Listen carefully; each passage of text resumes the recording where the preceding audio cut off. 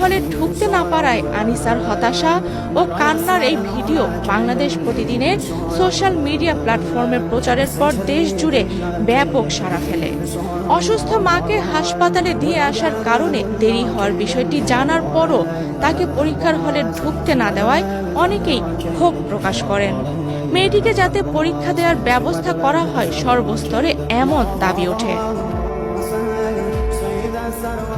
সেই ভিডিও দেখে মেয়েটিকে পরীক্ষায় অংশ নেয়ার অধিকার ফিরিয়ে দিতে আইনি লড়াইয়ের ঘোষণা দেন বিএনপির নেতা ও সুপ্রিম কোর্টের সিনিয়র আইনজীবী ব্যারিস্টার রুহুল কুদ্দুস কাজল।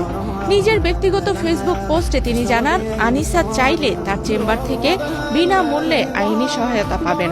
প্রয়োজনে হাইকোর্টে রিট করা হবে, যাতে বিশেষ বিবেচনায় আজকের পরীক্ষাটি পরবর্তীতে নেওয়া যায়। শুধু ফেসবুকে পোস্ট দিয়েই বসে থাকেননি ব্যারিস্টার কাজল। আনিসার ঠিকানা ও মোবাইল নম্বর সংগ্রহের জন্য বাংলাদেশ প্রতিদিন সহ বিভিন্ন মাধ্যমে যোগাযোগ করেন।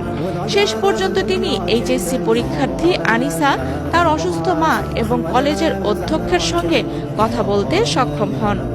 এ বিষয়ে এক ফেসবুক পোস্টে ব্যারিস্টার কাজল জানান, বাংলা কলেজের জাতীয়তাবাদী ছাত্রদল কর্মী শিব্বির আহমেদ উসমানী তাকে যোগাযোগ করিয়ে দিয়েছেন।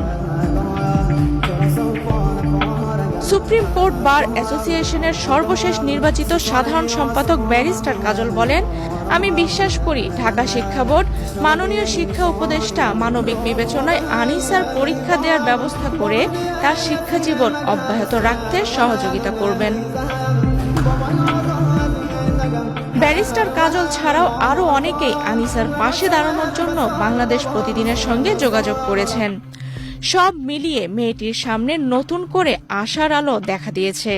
সব জটিলতা কাটিয়ে পরবর্তী পরীক্ষা থেকেই আনিসা কেন্দ্রে বসতে পারবেন এবং বিশেষ ব্যবস্থায় তার প্রথম পরীক্ষা নেওয়া হবে, এমনটাই প্রত্যাশা সকলের।